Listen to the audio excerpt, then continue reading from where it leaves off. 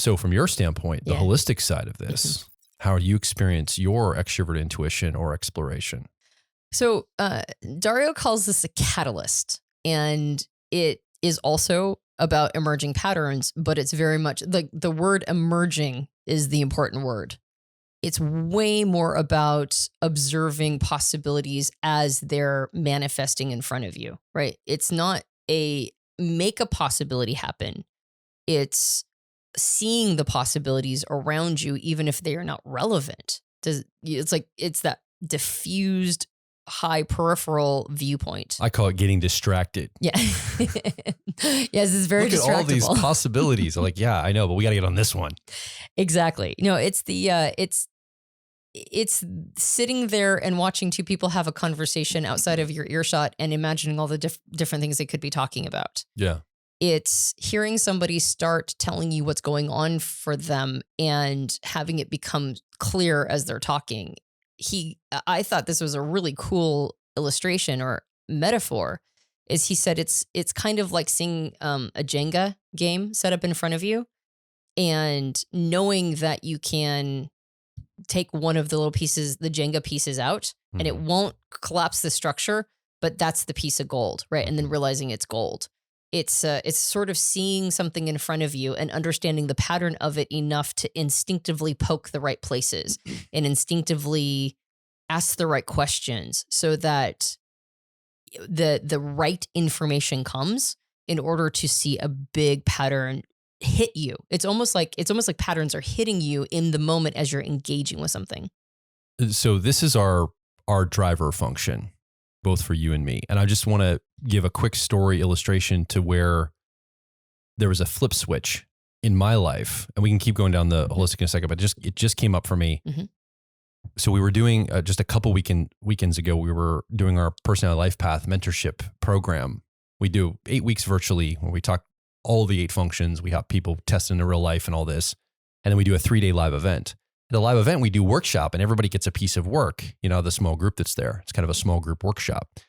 And I remember working with one individual there that I had a very marketer, extrovert intuition or exploration, a very analytic. I thought based on some stuff we talked about through the weekend, we got to this person's piece of work and I had an idea of exactly where it's going to go. I think I kind of know where I'm going to direct the conversation. I'm going to steer it. I think I know what this person possibly wants. So I already came with a top-down thinking into this conversation and into the help with this person. And within probably about 10, 15 minutes, I all of a sudden realized I'm trying to push my idea of what they need in this scenario here.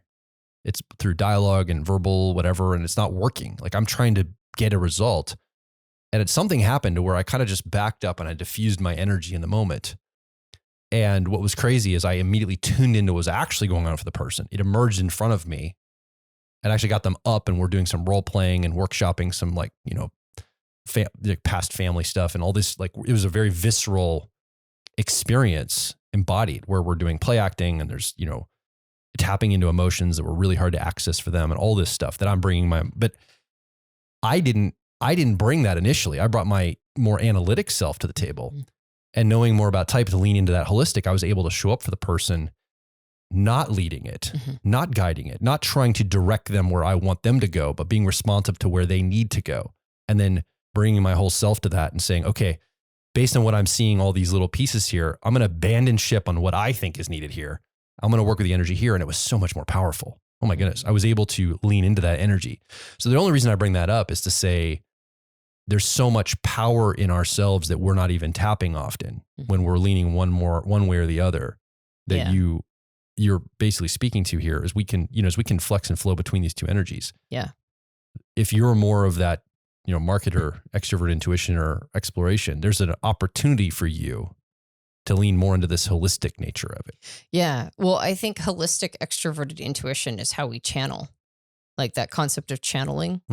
Where I don't know what it is and I don't know if a person thinks it's a real thing. I just know that as somebody who uses holistic extroverted intuition, I'm available for channeling and it happens at live events. That's what happened in that experience for me. I can't even remember what happened. Yes. Like I don't have any memory of it because I was in so much the moment. Right. And I was so receptive once my agenda got pushed away. That's right. Yeah. Once you're receiving the pattern, then it's like you're receiving patterns. It's like something is downloading patterns to you. And I think it takes a ability to really tap into that holistic extroverted intuition in order to be able to experience the magic. Yeah. Dario references Amelie. I don't know if you, the listener, have watched this movie. I highly recommend it. It's a lovely, lovely French romance where I don't know the type of the main character, but I'm pretty sure it doesn't matter what her type is. She's using holistic extroverted intuition throughout the entire movie. And that means that everything is just a little magical in her world. Like she gets to see all the magic and she receives magic. And then she does these little subtle things to set up magic for other people. And I think that's another component of the holistic version of this function is that unlike the analytic version, which is more likely to promote one's own ideas, the holistic version is more likely to promote other people. They're more likely to be a little bit more like the thing that gets promoted isn't necessarily their idea. It's the world's idea, if that makes sense. It's like, it's sort of the pattern of what's going on around them. Yeah. And so there's magic everywhere. You just have to, be almost like still enough or quiet enough to receive it. And so I think in our podcasts, we've had people tell us multiple times that they can see your extroverted intuition, but they can't see mine. And I think it's because the holistic version tends to be like you have to sort of be tuned into it. More discreet. Mm-hmm. Yeah, it's quieter. It's a lot quieter. And I use more introverted thinking in the podcast than I use extroverted intuition. And in part, and here's the funny thing, and I don't know if it's our types. I don't know if it's the version of our functions that we're using. I don't know if it's our Enneagram types. I don't know what the deal is. But I love banter. I love banter. And you do not. You're not a person who's ever really picked up on banter. And I would say that the most analytic extroverted intuition I get is when I'm bantering, right? When I'm in a banter with somebody. And you and I have just never figured out banter. We just never have. It's just a thing that even though both of us are ENPs and we're fantastic in a whiteboard session, that banter thing is just, it's like a disconnect. You think that's analytic? I would say that's more holistic, extrovert intuition, exploration, because it doesn't feel like agenda. It just feels so wasteful and pointless. Oh, see, I was trying to claim an analytic thing. I'm like, it's just like, I mean, no, you're right. You're totally right. Some banter, but then it's like, you just keep riffing and it's like, where are we going with this, guys? Are we going to come back to center and get onto something? You're right. It is a holistic. Christian, did you do this a lot together? Our producer, art director, media, he was on the show last couple of weeks or whatever.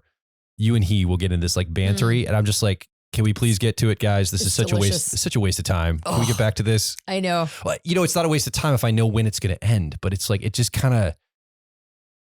keeps going and just never has a point. Because banter is its own reward, sir.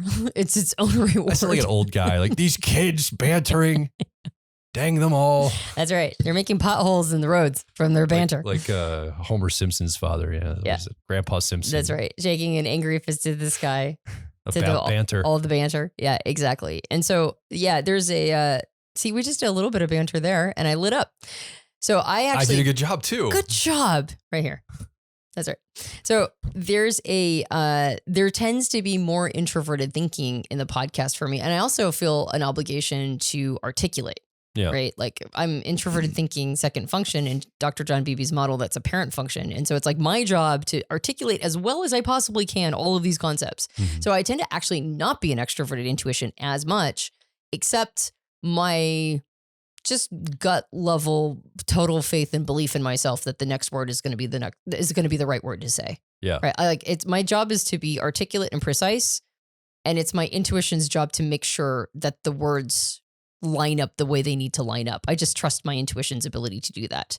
So I'm not doing as much channeling in the podcast. I'm doing more precision articulation work, but in almost everything else, it's like holistic extroverted intuition is my bread and butter. It's just the thing that I do.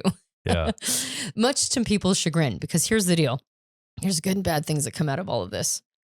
The challenge with the analytic version of extroverted intuition or exploration, which is why you want to be able to have both sides, is like you said, there can be kind of a bullying aspect to it. And if the ideas aren't solid or sound, or if the user is immature and is not able to follow through, they can, they're selling farms to people that they don't have deeds to, right? Like that's when the con man stereotype comes out. Getting everybody super excited about an idea that one has no intention of manifesting is a dangerous proposition. Oh, yeah. And so the challenge with the analytic version is they might not be slowing down enough. They might be selling ideas and promoting ideas and getting really assertive about something that they are tossing to other people to work for them. And that can be a real problem. The character Saul Goodman in Better Call Saul is a prime example of an analytic extroverted intuition user who's kind of messed up his life around it. Yeah. Yeah. The challenge with a holistic version is that it can be a little lazy, right? And I think we're going to see a match on the introverted intuition side too. But the holistic version of extroverted intuition can be a little bit too passive. It can not get things done. It can sort of let life happen to them. And there can be this almost otherworldly magic thinking, right? Like the universe. I don't know how many times a day I say, the universe will handle it, right? I'm like, will it? Is the universe even really a thing beyond just a bunch of plasma and space between stars? Like those dirty dishes, the universe will handle it. This is a handle it, right? It's like something's got my back. It's just this weird faith. Like I said, I know that every word is going to be the right word, except that it's not working right now, but the next right word, right? In the same way, I'm just like, whatever needs to happen next will happen next. Yeah. And so it's very non-directive, and that can be its own challenge. So it's really good to have both of these working in tandem with each other, particularly if it's one of your preferred functions.